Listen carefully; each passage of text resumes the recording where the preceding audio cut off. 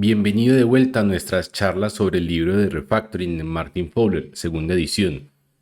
Como te dije en la sesión anterior, por fin ya nos hemos puesto al día con el punto de la página 24 del libro de Refactoring. Ya nos habíamos detenido profundizando un poco en cómo sería la implementación en un sistema orientado a objetos.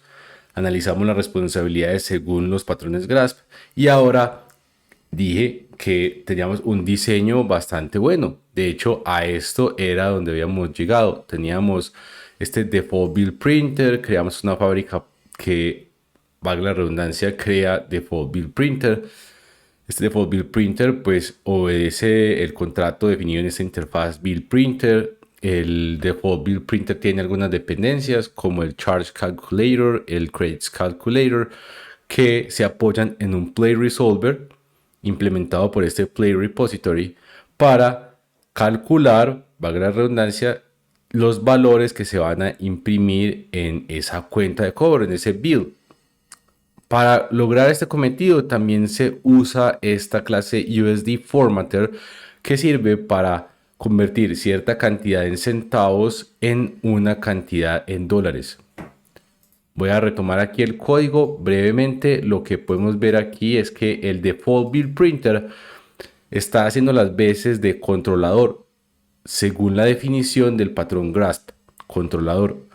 Entonces, este default build printer, cuando hacen uso del método statement del lado del cliente, pues define un total amount, un volume credits, también saca un resultado, luego revisa todos los distintos las distintas interpretaciones de esas obras teatrales y a partir de cada una de ellas pues calcula cuánto va a ser el incremento de los créditos que le van a otorgar a ese cliente, luego saca cuál va a ser cuál fue la obra interpretada en esta interpretación, valga la redundancia.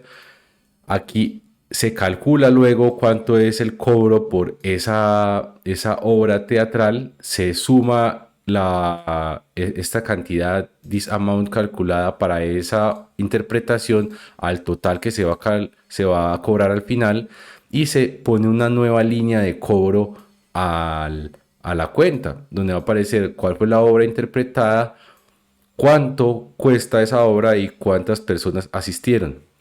Al final agrega un par de líneas donde muestra cuál es el total que adeuda y también señala cuántos créditos adquirió. Esto, como dijimos la vez pasada, pues como el punto más limpio que podíamos alcanzar de acuerdo a algunas refactorizaciones vistas en el libro y según cierta asignación de responsabilidades que nosotros analizamos o que inspeccionamos en las sesiones pasadas. Aquí te aclaro una cosa, y es que este diseño o esta aproximación no es perfecta, no es la única que existe. Esta es la aproximación que Luis David decidió que estaba bastante buena. Tiene muchas oportunidades de mejora seguramente y probablemente tú allá en tu casa vas a decir que quieres tomar cierta decisión de negocio por encima de otra y al final todo en este tema de arquitectura y desarrollo de software se convierte en un balance. Vas a sacrificar A para favorecer B. Entonces con esto te quiero decir que no hay problema si la decisión de diseño que tomas es diferente a la que mostré en pantalla en sesiones pasadas. No pasa nada y de hecho probablemente no faltará alguien que diga, no, es que esto se puede hacer mejor de X o Y manera. Bueno, es otra aproximación. Yo no digo que la aproximación de Martin Fowler sea incorrecta. Al contrario, creo que está bastante bien y de hecho hizo un trabajo estupendo al refactorizar y mejorar mucho la flexibilidad y mantenibilidad del código. Estas son características del software que nosotros procuramos mejorar cuando hacemos unos cambios estructurales u optimizaciones de memoria, de procesador, etcétera, etcétera. Entonces, ya, volviendo al libro, que en este punto llevamos en la página 24, si allá lo estás leyendo en casa o si quieres creerme lo que estoy diciendo, aquí Martin empieza a hablar acerca de la división entre el cálculo y el formateo de la cuenta de cobro a presentar al cliente. Uy, Luis David, ¿cómo así que están dividiendo el cálculo del formateo? Resulta que nosotros tenemos el diseño que está en pantalla. Este diagrama de clases se supone que es un modelo de la implementación que tenemos en el código en el otro lado, Nextcode. Y como puedes ver, nosotros habíamos separado una capa de infraestructura en este Play Repository y básicamente nosotros habíamos dicho que teníamos todo este otro montón de clases en otra capa. No le habíamos dado ningún nombre. Sin embargo, el nombre al que hace alusión esta capa es una combinación entre la presentación y negocio. ¿Cómo así que es una combinación de presentación y negocio? Sí, por supuesto.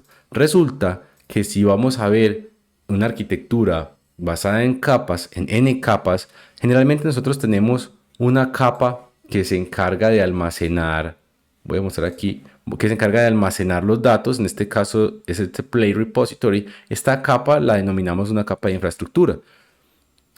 También tenemos otras capas, en realidad tenemos n capas, pueden ser las capas que queramos, sin embargo acostumbramos a usar 3 y una de ellas suele ser la capa de presentación. La capa de presentación nos dice qué es lo que va a ver el usuario. El usuario va a ver este texto, dice statement for, luego aparece amount owned is, luego dice you earn tantos credits, etcétera, etcétera. Esto es lo que ve el usuario. Y mira que estas líneas son líneas que ve el usuario. Sin embargo, ¿qué pasa si yo decido presentar primero este you earn encima del amount owned is bla, bla, bla, bla, bla, dólares? No pasa nada, ¿cierto? O sea, como que el negocio sigue ganando plata sin importar cómo cambia la presentación. Entonces, por esta razón es que esta parte relacionada con lo que ve el usuario, cómo interactúa el usuario, métodos de entrada y salida, están asociados con una capa de presentación. Esto no impacta necesariamente la ganancia de dinero del negocio. ¿Qué sí impacta al negocio? Hombre, pues el cálculo de toda esta información.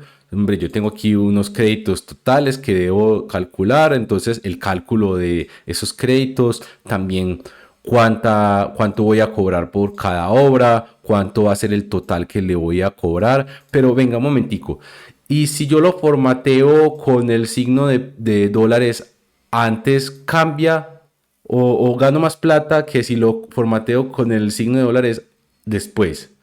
No necesariamente. Aquí obviamente estoy pasando por alto muchos temas de experiencia de usuario que probablemente la manera como se construya una interfaz de usuario va a generarle más o menos ingresos a una empresa. Sin embargo, esto lo voy a pasar por alto porque no es de nuestro interés en este punto. Lo que nos importa es más bien desde el punto de vista arquitectónico cómo se separan estas responsabilidades. Volviendo aquí al tema, pues como puedes ver, el cálculo de cuánto voy a cobrar, pues sí, esto es parte del negocio. La parte de cuántos créditos voy a dar a mi cliente, también es del negocio, ¿cierto?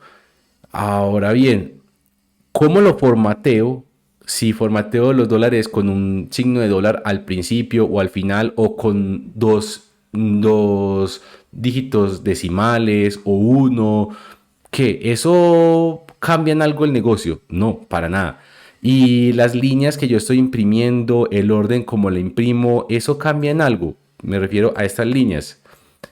Digamos, yo puedo imprimir al revés. Digamos que yo quiera recorrer esta estructura de datos, que esto es un arreglo no pues en sentido ascendente, sino descendente. ¿Eso cambia en algo? No, yo lo puedo invertir y no pasa nada. No cambia en lo absoluto la definición. Entonces, eso es lo que quiere decir Martin Fowler, que va a presentar un cambio funcional. El cambio funcional es que no quiere imprimir en texto plano, sino que quiere imprimir en HTML. Esto de imprimir HTML va a provocarle cambios en cuanto a la plata que gana el negocio. Pues yo creo que no. Obviamente estoy pasando por alto el hecho de que probablemente el imprimir en HTML tenga la oportunidad de presentarlo en una página web y no solamente imprimir una factura y que eso genere otras ganancias. Sin embargo, pasando por alto esto, la manera como se imprime o se presenta al usuario, en principio, no altera las ganancias del negocio. Por esa razón es que requerimos dividir la lógica de negocio de la manera como se presenta al usuario. Esto es lo que hace alusión Martin cuando dice que quiere dividir el cálculo y el formateo. Ahora bien, Martin Fowler presenta en las siguientes 6 páginas, porque va desde la 24 hasta la 30 o 31, una estrategia para dividir esta lógica. Sin embargo, aunque yo considero que esta estrategia está absolutamente bien y que es la que vamos a usar, pues creo que es importante que conozcamos en términos de diseño qué hay por debajo. O sea, no nos lancemos directamente a escribir el código, sino que entendamos qué está pasando por debajo. Resulta que este era la última fase que habíamos elaborado en la sesión anterior de nuestro sistema, así era como lo habíamos modelado. Acuérdate que la forma como modelamos no es más que una abstracción, una representación del sistema real. Y pues puede ser que carezca de detalles. Ahora bien, como ya te dije anteriormente, la parte de cómo le presenta al usuario las líneas, estas líneas de acá, que el statement for, el orden de los performances, el amount on y también you earn tantos credits. Bueno, esto es algo que solamente le corresponde al usuario, la parte que ve el usuario. Entonces, vamos a mover parte de la lógica a una capa de presentación. Entonces, como puedes ver, aquí ya estoy dividiendo con unas fronteras más claramente estas responsabilidades. Vamos a tener 3 capas en este ejemplo. Tenemos una capa de infraestructura, una capa de dominio y una capa de presentación. Existen varias formas de ilustrar estas capas, esta separación en capas en UML. Sin embargo, esto no es de nuestro interés en este momento. Lo que quiero ilustrar es a través de esta línea, una frontera, entre comillas, virtual entre las distintas capas. Vemos que el Play Repository es la única clase que tenemos en la capa de infraestructura y al mismo tiempo vemos que en el dominio tenemos un Charge Calculator, un Credits Calculator, un Play Resolver, un USD Formatter, un Invoice, su Performance, un Play y que luego tenemos en capa de presentación únicamente al Default Bill Printer. ¿Y por qué lo organicé así? Resulta que el Default Bill Printer tiene parte de la lógica de presentación. Pero espérate un momentico. Aquí también está calculando los créditos, como te dije ahorita. Y también está calculando cuánto le va a cobrar por cada una de las interpretaciones de esas obras teatrales. Entonces sí será correcto que el Default Bill Printer esté en la capa de presentación. Esto está como raro, porque es que yo estoy hablando, mira el nombre de la clase, se llama Bill Printer, imprime una cuenta, pero está en la capa de presentación. O sea, está en la capa de presentación, claro, pero al mismo tiempo tiene algo de lógica de negocio. Entonces, esto está como raro. Y a ver, si esto yo lo dejo acá, el Bill Printer, entonces, ¿será correcto que yo deje el resto de las clases en la capa de dominio? Lo que quiero decir con esto es que bastará con únicamente mover una clase a la capa de presentación, en este caso el Default Bill Printer. ¿Qué pasa aquí con el USD Formatter? ¿Recuerdas lo que te había mencionado antes? Si yo pongo 1 o 2 dígitos decimales, ¿esto cambia en algo el negocio? No. O sea que en principio yo tengo toda la libertad para mover las clases que quiera de una capa a otra. Solamente pensemos en las responsabilidades que queremos que tenga nuestro sistema al final después del cambio. Para ahorrar algo de tiempo, pues he organizado una propuesta de diagrama que me gustaría que analizáramos en este punto. Y así es como me gustaría que lo lleváramos en adelante. Resulta que, bueno, el Play Repository no ha cambiado en nada y el Play Repository conforma la interfaz Play Resolver, que esto pues, sigue siendo parte del dominio. Este Play Repository, aunque te había dicho en una sesión anterior que podría tener su propio DTO de la capa de infraestructura, por ahora esto no es demasiado crítico, así que lo voy a dejar que todavía tenga la dependencia del Play. Bien, después de esto observa una cosa, que antes teníamos nuestro bill printer y ya, y ahora he creado un bill printer y también he creado un bill calculator. ¿Qué es esto? Bueno, observa un detalle y es que tenemos que este default build printer está haciendo dos cosas. Esto es un principio de programación que a veces pasamos por alto, que en los métodos solemos combinar varias tareas. Ojo, no es que esté combinando varias responsabilidades, aunque en este caso sí lo estoy haciendo, sino que a veces solemos decir, no, es que yo en este método estoy haciendo una sola cosa. ¿Qué cosa? A imprimir la cuenta. ¿Estás seguro? Aquí estás haciendo dos cosas. Estás calculando la cuenta de cobro y también imprimiéndola. O sea, estás haciendo dos cosas. Lo que pasa es que como se combinan dentro del mismo método, estás combinando dos niveles de abstracción dentro de el mismo método, o sea, una línea es de impresión y la otra línea es de cálculo, etcétera. Entonces, como que no es tan claro. Por esa razón es que vale la pena que hagamos este análisis desde el punto de vista de diseño. Entonces tenemos el Charge Calculator que no ha cambiado, el Credits Calculator tampoco ha cambiado y he agregado esta clase Bill Calculator. Obviamente yo le estoy colocando este default Bill Printer porque quiero tener una interfaz Bill Calculator. Porque si programamos orientado a interfaces, pues en principio cuando yo lea la interfaz, cuando yo creo variables, yo quiero que la interfaz tenga el nombre de negocio y no la implementación. La implementación no me importa tanto. Aquí entonces tengo el Bill Calculator. Observa que recibe un invoice. El invoice era lo que antes tenía este default Bill Printer. Porque gracias al invoice, gracias a este invoice y al Play Resolver, que este Play Resolver lo tenemos por parte de esta asociación, pues gracias a este invoice y a este Play Resolver es que puedo calcular la cuenta. Mira que aquí tengo este método calculate que puede arrojar una excepción y que retorna una cuenta, este build. Vamos a ver qué tiene el build. El build tiene todos los detalles que se requiere para imprimir la cuenta. O sea, analicemos qué es lo que está imprimiendo acá el default bill printer. Tiene una línea que requiere cuál es el cliente. Statement for un cierto customer. Después estamos recorriendo todas las distintas ejecuciones de esas obras, perdón, interpretaciones de esas obras teatrales y lo que estamos mostrando es esto. Lo único que nos importa imprimir o mostrar de la cuenta de cobro no es que exista un cálculo de volume credits, ni un play, ni un this amount. No. Lo único que queremos mostrar es esta línea que tiene cierto nombre de una obra teatral. También tenemos una cierta cantidad que vamos a cobrar y tenemos una cierta audiencia. Tenemos entonces hasta ahora cliente y una línea de cobro que tiene interpretación, tiene también cuánto se va a cobrar y tiene la audiencia. Y por último tiene una línea aquí que recibe la cantidad total. Y por último, bueno, sería como lo último de lo último, sería ya esta línea del volume credits, que sería cuánto vamos a darle de créditos al cliente. Entonces observemos qué es lo que yo hice aquí en el bill.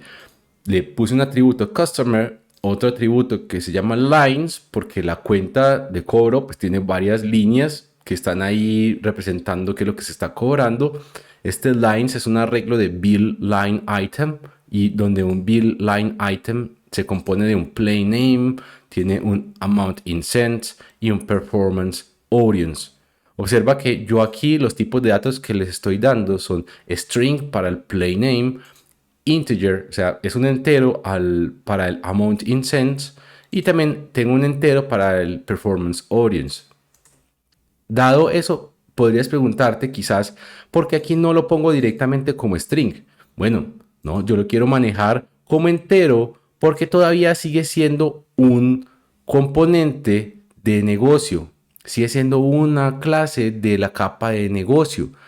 Necesito quizás convertirlo a un string aquí en la capa de presentación, pero ya eso será algo que haremos después. Por ahora lo que quiero que observemos es esta cuenta de cobro que la estoy creando, como estaba diciendo anteriormente, con un cierto cliente que es string, unas líneas que son un arreglo de build line item. También tengo un total amount in cents, que es un entero, y tengo el número de créditos ganados. Observa que esta línea, esta estructura, solamente tiene la información que requiere la capa de presentación para pintar una cuenta de cobro. Nada más. Yo no le estoy exponiendo todo la obra teatral, yo no le estoy exponiendo el tipo de dato, no le estoy diciendo, por ejemplo, otros detalles. Imaginémonos que el performance tuviera una fecha o que el performance tuviera una dirección o algo por el estilo. Pues yo no estoy exponiendo esos detalles porque aquí la capa de presentación solamente necesita que le pasemos esta información. Uy, espérate que se me despelotó esto aquí. Listo, ya. Esta capa de presentación solamente requiere que le pasemos la información que estoy señalando acá del build y el build line item. Nada más. Eso es muy importante porque hace referencia o estamos tratando de respetar varios otros principios de programación. Primero, encapsulamiento, porque según el principio de encapsulamiento queremos ocultar la información que no requieran usar nuestros clientes. También el de variaciones protegidas, porque el de variaciones protegidas también cubre el tema de encapsulamiento. Nosotros no queremos exhibir nada de la información que el cliente no necesite. Aquí solamente le estamos mostrando lo que necesita. Ahí estoy siendo bastante reiterativo y repetitivo. Sin embargo, la idea es que quiero que quede esto muy claro. Nosotros no queremos que el cliente, que en este caso es la capa de presentación, conozca detalles que la capa de dominio tiene, pero que no necesita. Entonces vamos a volver acá en la capa de presentación. Observa que yo moví el USD Formatter a la capa de presentación. Con esto quiero decir que podemos mover libremente las clases que queramos a las distintas capas. En este caso, el USD Formatter tiene lógica que está relacionada únicamente con la manera como se imprime al usuario. También observa que yo cambié el nombre de la clase concreta. La interfaz sigue llamándose Build Printer y tiene un método statement que arroja una excepción y que retorna un string. Pero aquí aparece el plain Build Printer porque esto es un Build Printer que imprime en texto plano, y también aparece un HTML Build Printer. Aquí en realidad pues es como una copia prácticamente de este plain Build Printer, perdón, es una copia del plain Build Printer.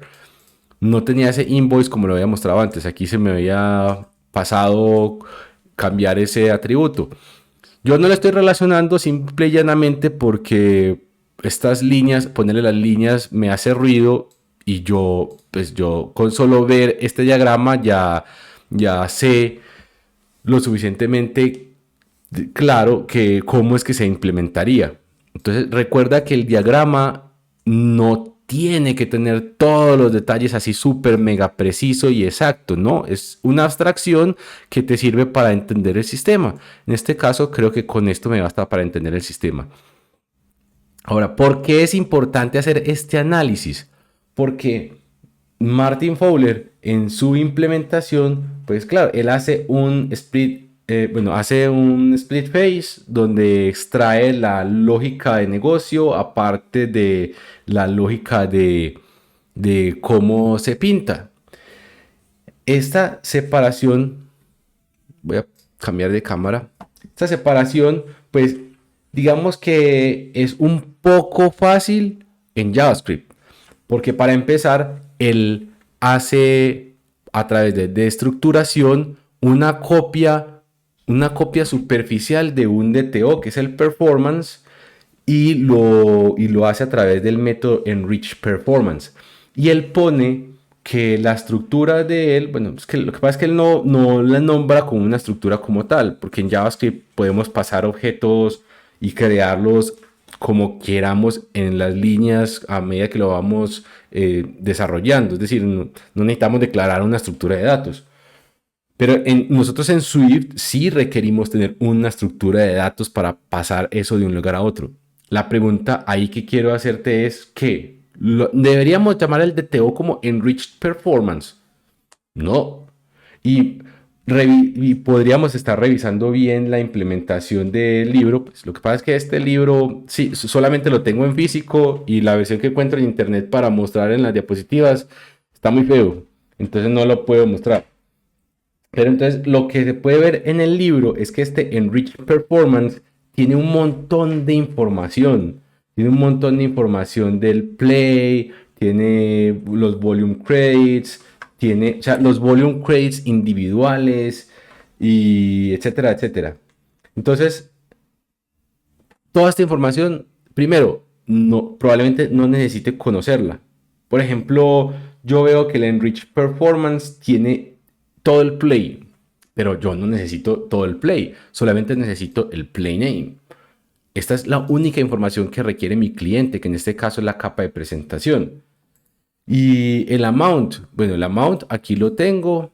En principio, bueno, el amount lo tengo acá, que es el total amount in cents, y se lo estoy pasando el bill line item porque en este caso lo requiere pintar. Pero imaginémonos que yo no necesito mostrar este amount in cents para cada una de las líneas. Bueno, yo lo puedo borrar, no hay ningún problema. No hay ningún problema. Y, y bueno, y adicional a lo anterior, pues algo que sí me parece muy importante destacar es el nombre de negocio que le estamos dando a la estructura de datos. Eso no es ningún enriched performance. Esto es una cuenta de cobro y cada una de las líneas que voy a imprimir es un bill line item. Al final, el bill printer lo que hace es imprimir una cuenta de cobro y hace mucho más sentido que pensar en un enriched performance. Vamos a dejar por acá en esta sesión. Lo que hicimos fue hacer un repaso de cómo es que vamos a proceder en la refactorización del split face que menciona Martin Fowler en esa página 24. O sea, no es solamente aplicar la técnica y ya, sino entender qué está pasando detrás y por qué, y también cuál es el objetivo hacia donde queremos llegar. No basta únicamente con aplicar la técnica. Entendamos qué implicaciones de negocio trae hacer estas modificaciones.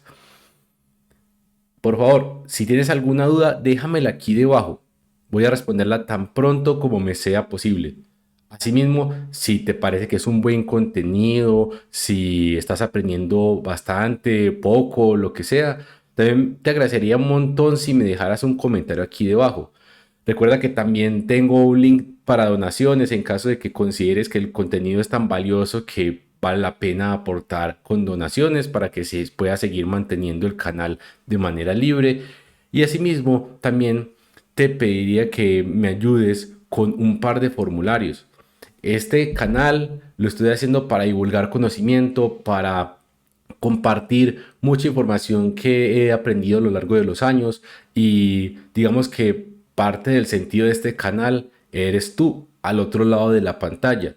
Si mi trabajo aquí no tiene sentido, si digamos que no estoy teniendo el impacto que desearía tener, me serviría un montón que me lo digas. Y por esa razón he creado un par de formularios donde podrías retroalimentarme, decirme qué tal te ha parecido en general los cursos del canal o esta sesión en específico. Créeme que esto me ayudaría un montón. No solamente puedes ayudarme a través del formulario, sino con donaciones, compartiendo este video, dándole un pulgar arriba de me gusta y poniéndote en contacto, de hecho. Esto me sirve un montón para saber si estoy haciendo bien las cosas. Te agradezco mucho la atención por haberte quedado hasta este punto. Te voy a dejar un enlace hacia el próximo video y también un enlace hacia la lista de reproducción y un botón de suscripción al canal. Nos vemos en la próxima, donde vamos a empezar a refactorizar con la técnica de split face. Muchas gracias.